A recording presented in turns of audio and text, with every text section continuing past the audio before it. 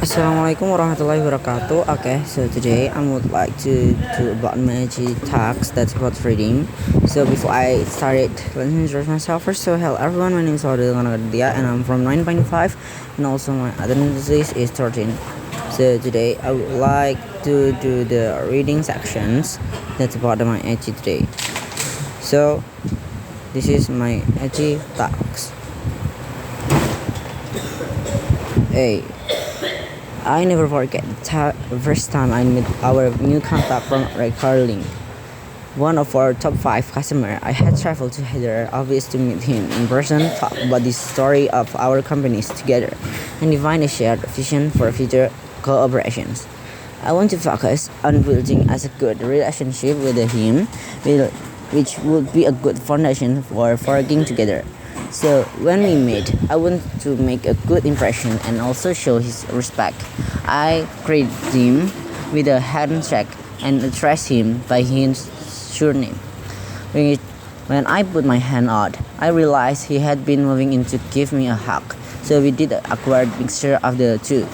Also, when I greeted him by his surname, he responded politely. Through he used my first name. It was all a little uncomfortable.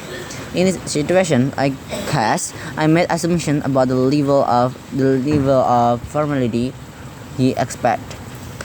Even though he had never met me before, he knew our two companies had been doing business with each other for years, and he wanted to build on that history by being less formal with me from the beginning. The real learning when here for me was that I shouldn't assume we all have the same idea about meeting before people for the first time. B. I never worked with a virtual team on an international project before. It's quite exciting to also challenging to work with people from different countries, many of whom I will never actually get to meet in person. There were a lot of things that were different about working in the same office, and it was quite challenging and beginning.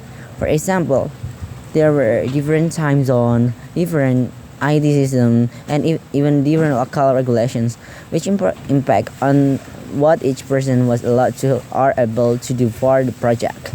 There were also interpersonal differences, such as different ways of working, approach to deadlines, and when to reply to emails. And we shouldn't forget the fact that English was the project language and that most people on the team had to work in a language which wasn't their first.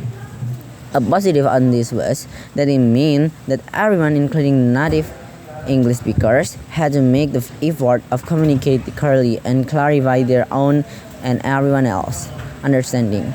To help us all get on the same page, we defined the communications norms and the rules the team would follow, as well as the meeting dates and deadlines. We laid this all out in a document called A Team or Project the Charter. This was really useful, and in the end, the project was a great success. I'm looking forward to working on the next international project. C. I went through a bit of a work patch last year at work. I was already communicated to the March and the wheels, and then we lost a team member strict direct instructing, and I quickly became overloaded. This led to me doing too much overtime and feeling every stress. My boss was really helpful and she pushed back against the unrealistic targets that had been set for our department. She also introduced me to the SMART approach to goal setting. Is an acronym SMART. You use it to create goals that are specific, measurable, achievable, relevant, and timely. I use this approach to deal with all of the things that we are evaluating me. It helped me to prioritize some tasks, to do some later, and to drop some completely. I often use this approach now and feel much more in control of time and workload. D. Have you ever missed a flight or had one cancelled? I did. It happened to me last week. My flight home from a business trip was the last one of the day, and we were told it was going to be delayed. That always a risk at the end of each day. The ground crew kept extending the delay until eventually they canceled the flight completely. They then told us to go back through the airport to the departures area to talk to their agent who would organize hotels for everyone and Rebecca's on the following day flight. And soon as they made the announcement about the cancellations, I knew I had to think quickly, as it would not be likely that the flight would have capacity to take everyone from my canceled flight. I hurried back through the airport and was one of the first to make it to the decks.